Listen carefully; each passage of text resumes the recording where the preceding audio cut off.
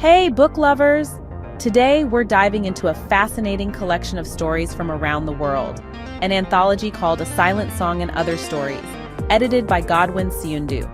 Now, if you're like me, you love a good short story, right?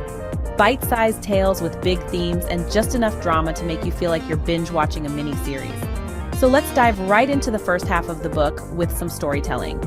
And make sure to stick around because part 2 is coming, and trust me, you won't want to miss it. Okay, so kicking things off is Naguib Mahfouz's story, A Man with Awesome Power. Now, our guy here, Tayyib al-Mahdi, is living his best retired life, just chilling with a nice daily routine and zero drama. But that all changes with a wild dream he has one night. In this dream, a glowing figure floats down and basically says, "Tayyib, my man, you have been chosen. Here's some magic power to do whatever you want. You're welcome." Now imagine you're Tayyib, you'd be skeptical, right? Is it a trick? Has he been watching too much late-night TV? But lo and behold, Tayyib tries out this new power and boom, it works. He can make things happen with a thought. At first, he's kind of the neighborhood nice guy. He's fixing potholes, locking up loose electric boxes, and cleaning up trash.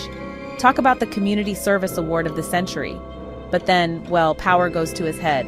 Tayyib's like, I've got this level of power, so why not use it? And he starts meddling in people's lives in not-so-nice ways.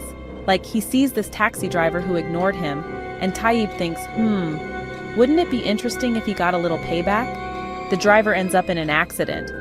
Then there's the jerk on the bus who harasses a woman. Tayyib gives him severe stomach cramps, and they can't even move the bus till this guy's carted off to the hospital. So he's cleaning up, sure. But let's just say his revenge list is starting to look a little, questionable. Eventually, Tayyib's ambitions grow. He's ready to clean up not just his town but the whole country. A corrupt politician here, a lying journalist there. No one is safe from Tayyib's version of divine justice. But predictably, things get a little messy when he tries using his power to, let's say, impress a certain lady. Turns out, divine powers and romantic motives don't mix well, and just like that, poof, his power vanishes. It's the classic lesson in, well, not letting it go to your head, or, other places. Next up, we're shifting gears to Kenya with Maya Mwangi's story, An Incident in the Park. Imagine Nairobi, noisy streets, and a little slice of city life. We've got this elderly fruit seller, a true underdog.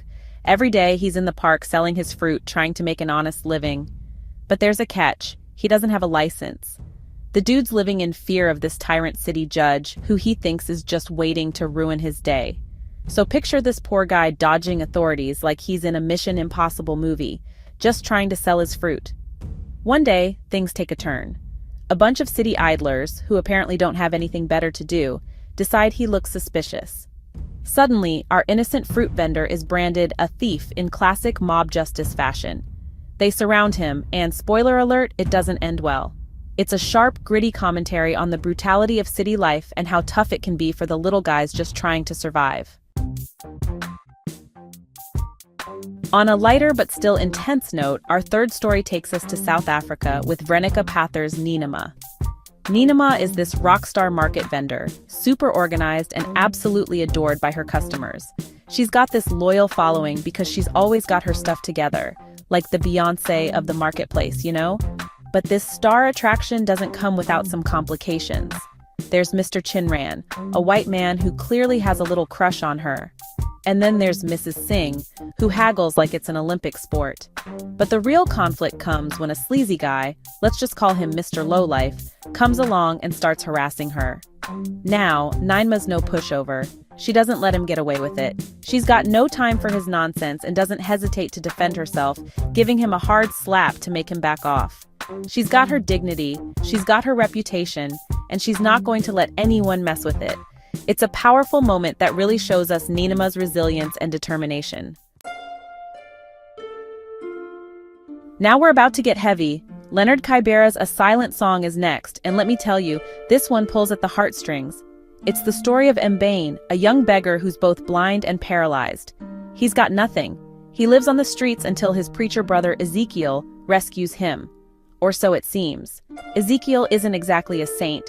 He's more interested in saving Mbane's soul than actually helping him. Mbane's days are spent in pain and loneliness, and the story is layered with heavy themes: hypocrisy in religion, the struggles of the disabled, and the emptiness that comes when hope is just gone. As his brother preaches to him, Mbane grows weaker and weaker. His pain fades, and in a haunting, almost peaceful end, he dies. It's a somber reminder of how harsh life can be for those who are most vulnerable, especially when society just looks away. Next up is Ivory Bangles by Eric Ningamario, a story that's as tragic as it is steeped in tradition and cultural duty. Here we have an old man and his wife, living in a tightly knit community bound by customs no one dares to defy.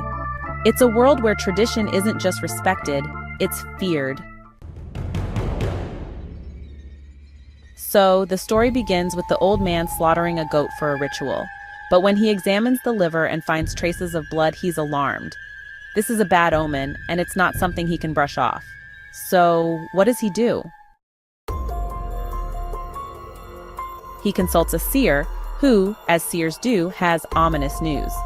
The seer says that the pebbles demand the old man perform a ritual beating on his wife, and then she must return to her parents. Not exactly a romantic gesture, right? But here's where things get complicated. Through a flashback, we learn this man deeply loves his wife. In fact, he loved her so much that he refused to marry any other woman, a rarity in his society. And he even gifted her ivory bangles from the tusks of an elephant he once killed with a poison arrow, a gift as unique as their love. But now, with the omen hanging over them, he tries to explain the seer's instructions to his wife, but she brushes him off, dismissing the whole idea.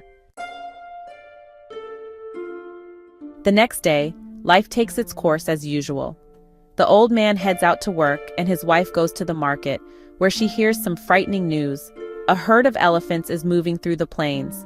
Still, she goes back home, cooks for her husband, and even decides to do some weeding in the garden. And then, in a heart-stopping moment, a bull elephant appears out of nowhere and tramples her, shattering the ivory bangles, the very symbol of their love. It's a devastating turn of events, almost as if nature itself sought vengeance for the old man's past actions. The message? Sometimes ignoring cultural wisdom or wise advice can have dire consequences. Phew! From supernatural power trips to gritty city life, a fierce marketplace showdown, and tragic endings, the first half of A Silent Song and Other Stories has got everything. We've only covered half the story so far, but each one is packed with life lessons, heartbreak, and thought-provoking themes that make you look at the world a little differently. Make sure you tune in for part 2, where we'll finish off this journey through stories that tackle love, war, obsession, identity, and so much more. So, if you're not subscribed yet, hit that button, and I'll see you next time for more literary adventures. Until then, keep reading and keep questioning, because who doesn't love a story that keeps them up at night?